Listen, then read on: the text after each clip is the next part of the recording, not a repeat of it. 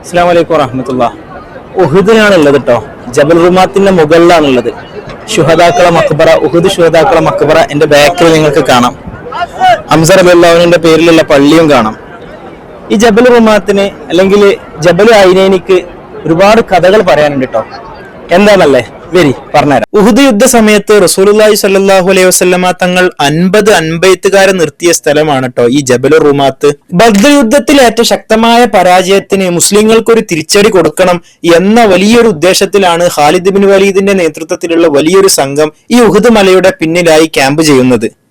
ശത്രുക്കൾ യുദ്ധത്തിന് ഇറങ്ങിയിട്ടുണ്ട് എന്നറിഞ്ഞ റസൂലുള്ളാഹി സ്വല്ലല്ലാഹു അലൈഹി വസല്ലമ തങ്ങൾ മദീന പള്ളിയിൽ വെച്ച് ഒരു മുഷാവറ കൂടുകയാണ്. ഹിജ്റ 3-ാം വർഷം ഷവ്വാലിലെ ഒരു വെള്ളിയാഴ്ചയായിരുന്നു മുസ്ലിങ്ങൾ ഉഹുദ് യുദ്ധത്തിന് വേണ്ടി ഒരുങ്ങുന്നത്. ആ മുഷാവറയിലുള്ള പ്രായമായ ആളുകൾ പറഞ്ഞു, നമുക്ക് ശത്രുക്കളുമായി സംസാരിക്കാം.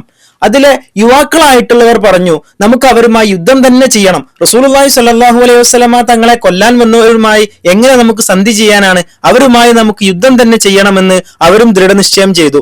റസൂലുള്ളാഹി സ്വല്ലല്ലാഹു അലൈഹി വസല്ലം രണ്ടുപേരുടെയും അഭിപ്രായങ്ങൾ കാത്തു നിൽക്കാതെ വഹീനായി റസൂലുള്ളാഹി സ്വല്ലല്ലാഹു അലൈഹി വസല്ലമ കാത്തിരുന്നു. റൂമിലേക്ക് പോയ മുത്തുനബി സ്വല്ലല്ലാഹു അലൈഹി വസല്ലമ തങ്ങൾ അവിടുന്ന് പടയങ്കി അണിഞ്ഞുകൊണ്ടാണ് തിരിച്ചു വരുന്നത്. കൂട്ടത്തിലുണ്ടായിരുന്ന Abdullahi bin Ubayy bin Salul എന്ന കപടനായിരുന്നവൻ മുത്തുനബി സല്ലല്ലാഹു അലൈഹി വസല്ലം യുവാക്കളുടെ അഭിപ്രായം മാത്രമേ സ്വീകരിച്ചിട്ടുള്ളൂ എന്നും പ്രായമായവരുടെ അഭിപ്രായം തീരെ നിരാകരിച്ചു കളയുകയാണ് ചെയ്തിട്ടുള്ളത് എന്ന് പറഞ്ഞുകൊണ്ട് അവിടെ നിന്ന് 300 ആളുകളെ പിന്തിരിപ്പിച്ചുകൊണ്ട് അദ്ദേഹം പോയി. അങ്ങനെ മുസ്ലിങ്ങളെല്ലാം യുദ്ധത്തിന് തയ്യാറായി.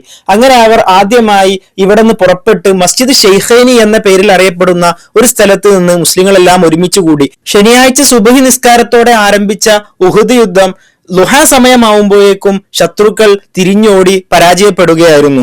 യുദ്ധം അവസാനിച്ചു എന്ന് കരുതി ഈ മലമുകളിലുള്ള 50-ലെ 40 പേരും താഴെ ഗനീമത്ത് സ്വത്ത് എടുക്കുവാൻ വേണ്ടി താഴോട്ട് ഇറങ്ങുകയാണ്. ആ സമയത്ത് ഖാലിദ് ബിൻ വലീദിന്റെ നേതൃത്വത്തിൽ 200ഓളം ആളുകൾ ഈ 10 പേരെ മലമുകളിൽ വന്ന് കീഴ്പ്പെടുത്തുകയാണ് ഉണ്ടായിരുന്നത്.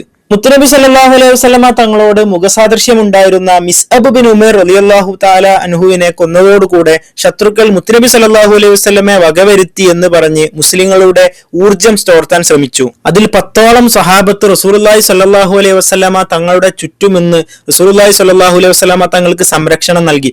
പലർക്കും അമ്പേറ്റു, വെട്ടേറ്റു. പല സഹാബത്തിന്റെയും മേൽ ഇനി ഒരു ഭാഗം മുറിവാകാൻ പോലും ഉണ്ടായില്ലായിരുന്നു. അത്രയ്ക്കും പരിക്ക് അവർക്ക് ആ ഒരു യുദ്ധത്തിൽ റസൂലുള്ളാഹി സ്വല്ലല്ലാഹു അലൈഹി വസല്ലമ തങ്ങൾക്ക് കാവൽ നിന്നത് കൊണ്ട് മാത്രം പറ്റിയിരുന്നു. ആ യുദ്ധത്തിൽ ഷഹീദായവരാണ് റസൂലുള്ളാഹി സ്വല്ലല്ലാഹു അലൈഹി വസല്ലമ തങ്ങളുടെ പ്രിയപ്പെട്ട എളാപ്പയായിട്ടുള്ള ഹംസത്തുൽ കർറാർ റളിയല്ലാഹു അൻഹു.